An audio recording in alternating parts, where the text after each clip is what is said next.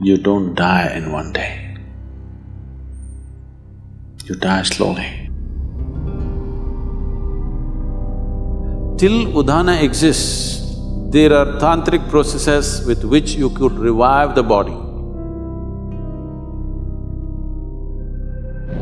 Their underclothes, they must be burnt. Because otherwise, it becomes a habitation for various kinds of forces.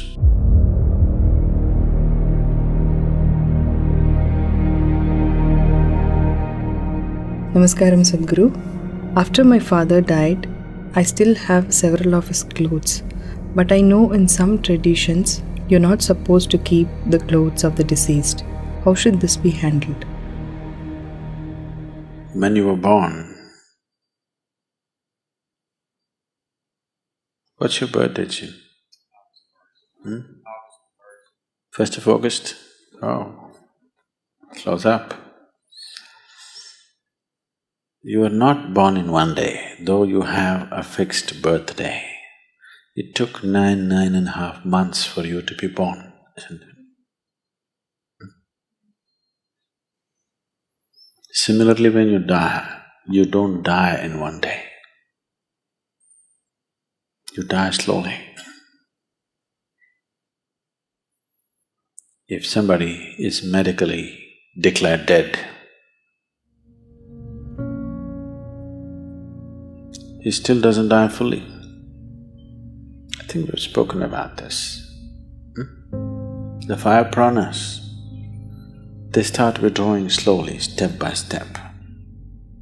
The physical life energy, which generally is referred to as pran or prana, has 5 basic manifestations. There are 10, but that'll complicate. The 5 basic manifestations.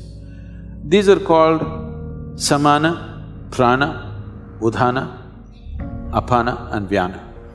Let's say if a doctor is observing and they declare that person at a particular moment that he is dead now. In the next 21 to 24 minutes, samana will start exiting. That means samana is in charge of maintaining temperature in the body. First thing that starts happening is body starts cooling down. The traditional way of checking whether somebody is dead or alive is, they'll feel the nose. If the nose has gone cold, that's how they concluded that he's dead. They wouldn't check the eyeballs and other things, they would just check the nose. If nose has become cold, that means he's dead. So samana exits at that time. Somewhere between 48 to 64 minutes, prana exits. After that, between 6 to 12 hours, udhana exits. Till udhana exists, there are tantric processes with which you could revive the body. But once udhana exists, there is a micro chance, but that is an impractical chance, except that it is impossible to revive the body once udhana has exited.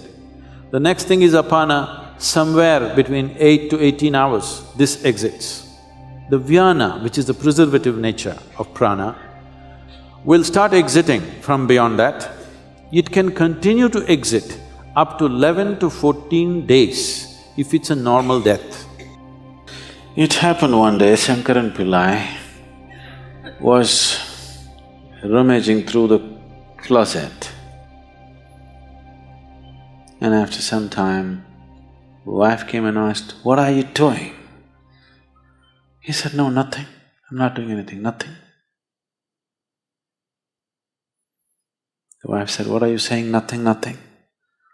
I've been watching you. Last half an hour, you're reading our marriage certificate. What's the matter?" Shankaran Pillai said, "I've been looking for the expiry date."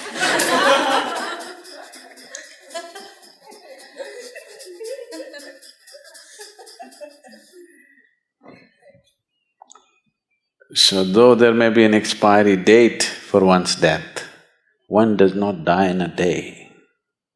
It's a slow process. In fact, it's happening right now, slowly. By doing yoga, you may be putting up hurdles in the way of death. but not stoppers. Yes? Daily yoga you're doing, putting up some hurdles and slowing it down, but no stopper.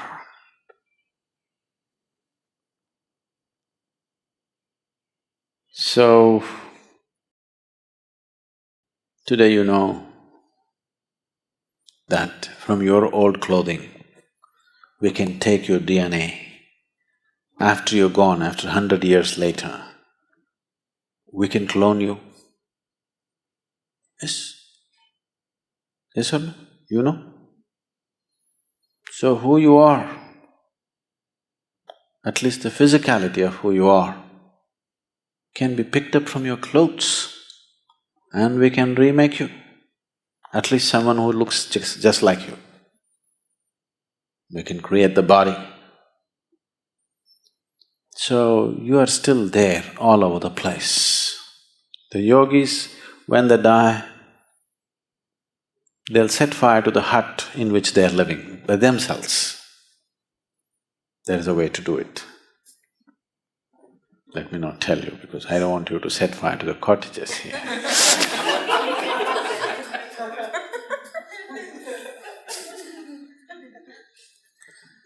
So they always set fire to the hut in which they are living because they don't want even a single molecule of DNA to hang around and live, because in some way your physical body is still hanging around. If they can recreate your body from that, obviously it's hanging around, isn't it? So everything that I have touched, you want to burn. Everything has to be cleared up. It's because of this. This is the one main reason why people want to keep their physical positions so minimal on the spiritual path.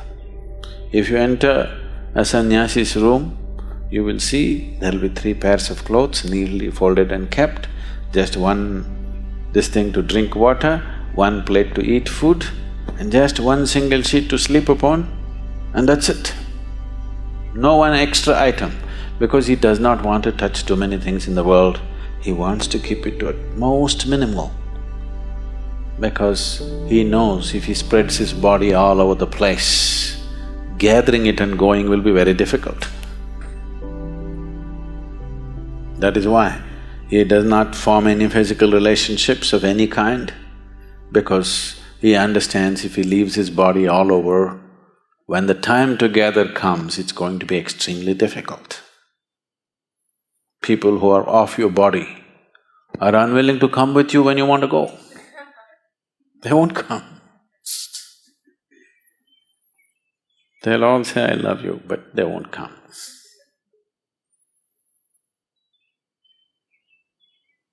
So,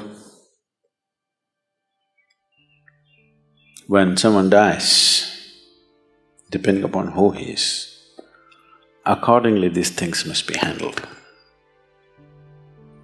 In today's world, when people have gathered enough clothing for 3 lifetimes, enough footwear for 10 lifetimes, burning all that would be sheer waste.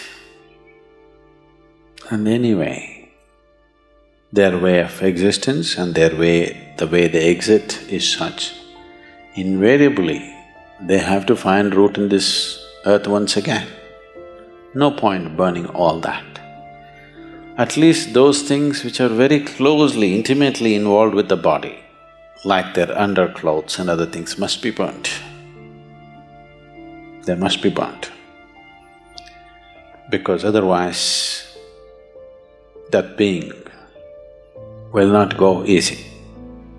He will not know, he does not have the discretion to understand whether he should be here or there. He cannot make any decision.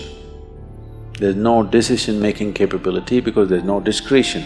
Once the body is gone, the discretionary mind is gone.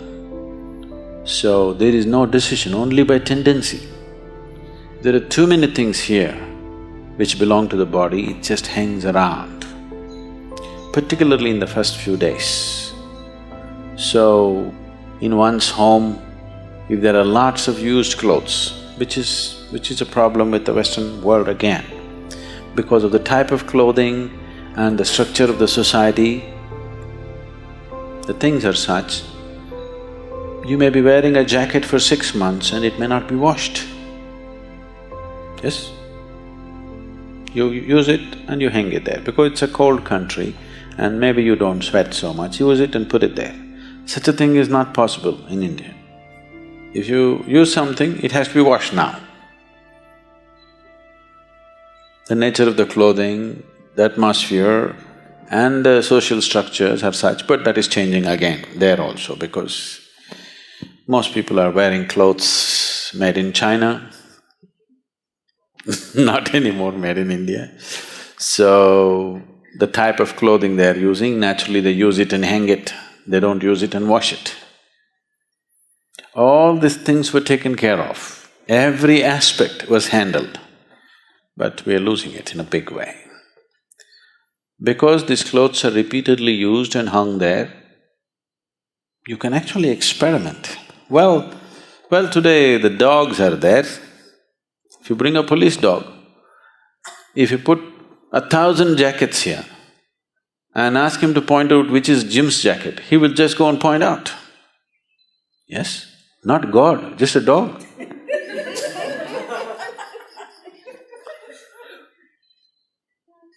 So obviously, who you are is hanging there in the jacket in many ways, isn't it?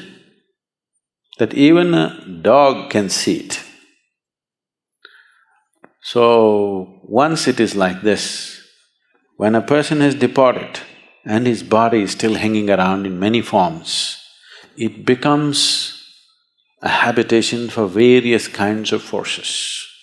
Not only for that person's energies hanging around, for various other kinds of forces. Unoccupied body, your jacket is, in a way, which is not a good way to leave it. So, either they immediately wash it. In India, if they're expensive clothes, they will wash all the clothes. Within the first 10 days or 11 days, they'll wash all the clothes and distribute it to many places, never to one place. You don't take all your clothes and give it to one family. You make sure the jacket goes here, trousers goes there, that goes there, this goes there, so that it gets too spread out to make any significance. Significant presence is not there. Otherwise, all the things which are intimately with the body, just burn it. One of these things must be done. Either you must give it away across the 50 states so that the old man does not remain confused as to where to go, or you must just burn it up.